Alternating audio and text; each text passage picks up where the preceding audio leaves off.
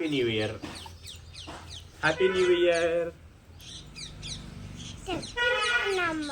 చేసుకో, అందుకే ముగ్గులు వేసుకొని రంగులు వేసుకున్నారు. రాయనమ్మ అమ్మ రాత్రి ముగ్గేసి రంగేశారు కొత్త సంవత్సరం అని.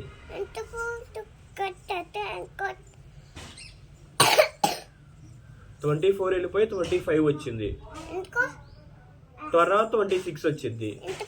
ఎందుకంటే కాలం గడిచిపోతా ఉంటది కాబట్టి. కాలం గడిచిపోతా ఉంటది అన్నమాట. నెక్స్ట్ ఇయర్ ఏమన్నా ఇయర్ పాస్ అయిన తర్వాత నెక్స్ట్ ఇయర్ వస్తుంది. అట్లాగా కాలం గడిచిపోవాలి కదా, అందుకని ఈ సర్కిల్ తిరుగుతూ ఉండాలి కదా.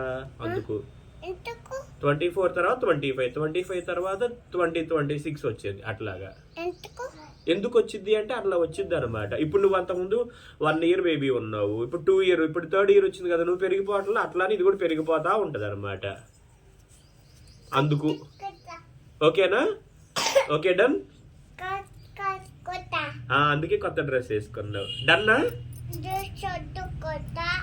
సరే, డన్. ఇది ఆదిత్య, ఇటు చూడు. ఆదిత్య చిన్నాడా, ఇదేంటిది?